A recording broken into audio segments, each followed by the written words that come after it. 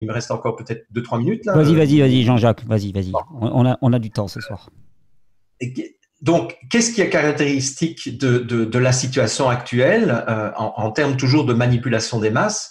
C'est que cette fois-ci, ils ont été beaucoup plus subtils dans leur communication. C'est-à-dire que la communication, ce n'était plus caricatural du style on va tous mourir, hein, même si Bill Gates avait fait une simulation qui montrait qu'en 6 mois, une pandémie de coronavirus allait faire 65 millions de morts, mais ils n'ont pas été aussi grossiers, je dirais, qu'en 2009. Ce qu'ils ont fait, c'est d'abord de dire il n'y a pas de problème, il va pas y avoir de morts, tout est sous contrôle, il n'y a pas à s'inquiéter, ça va rester confiné à la Chine, donc on laisse les frontières ouvertes, etc.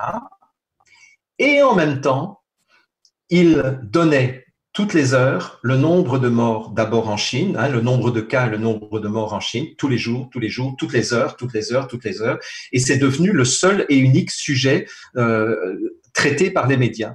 Donc, c'est ce qu'on appelle dans les jeux de pouvoir, et ça je l'enseigne à tous mes étudiants dans l'enseignement de la dynamique relationnelle systémique, qui est l'approche que j'ai créée avec ma première femme, entre 83 et 89. C'est qu'en fait, on a envoyé un double message. Donc, le message explicite, c'est-à-dire le message qui était dit, c'est rassurez-vous, il n'y a pas de danger, dormez bien, jeunes gens, ou dormez bien, messieurs, dames. Et le message implicite, c'est oui, mais quand même, si on vous donne quand même le nombre de morts toutes les heures, quoi. Hein, voilà. Et donc, ça met. Donc, il faut bien comprendre ça. Donc, c'est un peu comme si je vous disais merci, hein, les gars.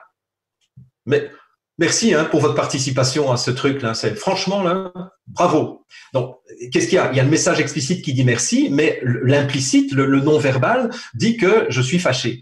Mais là, si je joue sur l'ambiguïté, vous allez vous demander, est-ce que c'est du lard ou du cochon? Hein? Est-ce que et d'ailleurs même un système informatique est incapable de gérer à la fois un système 1 et un système 0. Bon, quand j'étais chercheur en physique, j'ai fait beaucoup de programmation Fortran à l'époque. Hein, c'était une programmation complètement archaïque, mais bon, à l'époque, on avait que ça à peu près. On avait le Pascal et le Fortran.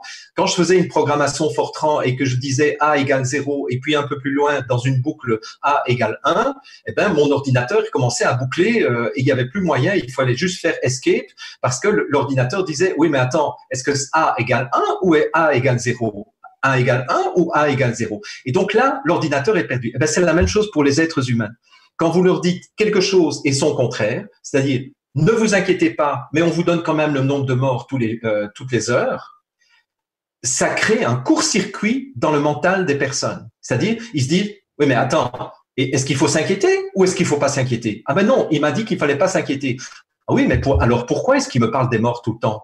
Ah oui, mais il m'a dit qu'il ne fallait pas s'inquiéter. Ah oui, j'ai vu Macron quand même sortir au théâtre avec sa femme le vendredi soir. Et puis, on peut aller voter, donc il n'y a pas de problème. Mais alors, pourquoi est-ce qu'on continue à nous parler? Vous voyez ce que... Donc, ça a été très, très subtil. Ça a été...